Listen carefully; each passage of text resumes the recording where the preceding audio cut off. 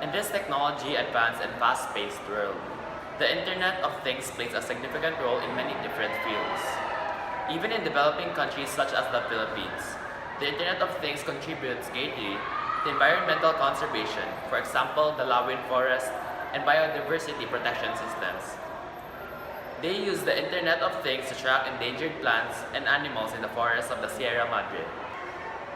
The Lawin program makes use of Cyber Tracker, a smartphone application that is used to record observations of wildlife, forest condition, and threats to the ecosystem.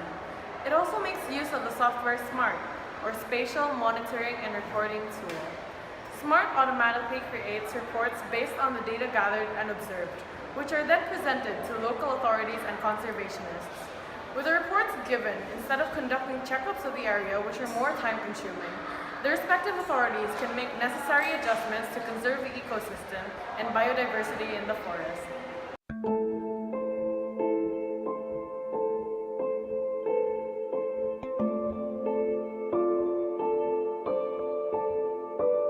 In a 2017 article by the Huffington Post, it is said that the Internet of Things has the power and ability to help save the planet. With technologies like security cameras and acoustic sensors to be on the lookout for poachers in wildlife sanctuaries and cloud-based platforms for improved information sharing between sanctuary authorities, stakeholders, NGOs, and any other parties involved, the Internet of Things surely makes conserving wildlife and biodiversity more convenient.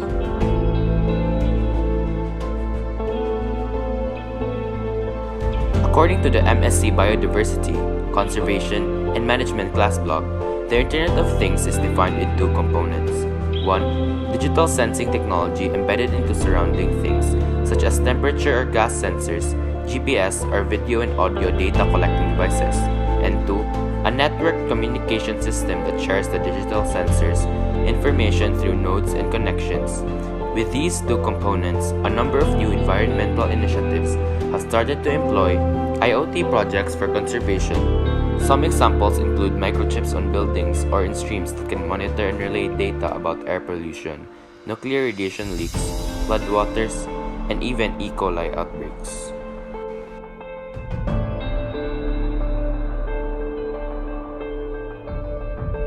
Other innovations, such as an application called eBird, help scientists track birds, their habits, and their migration patterns. There are also systems that alert authorities on unauthorized deforestation and potential wildfire outbreaks.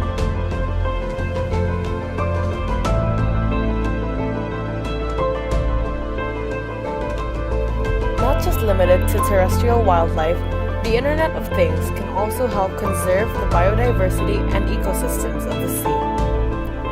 This fish, an internet tracking network in association with many local fishermen, can trace fish caught to the location where they were caught through GPS readings and toll data.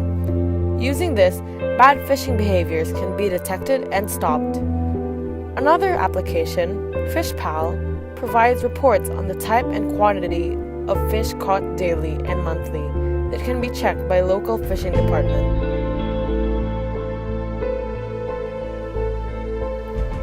Many of the different innovations that have been mentioned rely on crowdsourcing.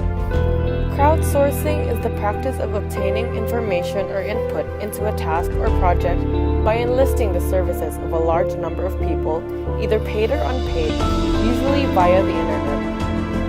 Crowdsourcing data, especially on identifying different species of animals, whether they are endangered or not, or whether there is a natural threat to their kind, is a key element in conserving biodiversity. When a community works together to save their surroundings, it makes it easier for scientists and environmentalists to track and determine what course of action is necessary in order to have more efficient conservation methods.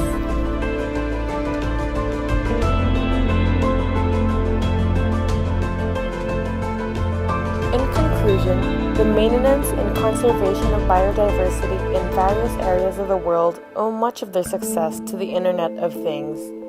Thanks to the many advancements in technology, coupled with the creative ideas and innovations of different people, conserving the biodiversity of our planet has never been easier.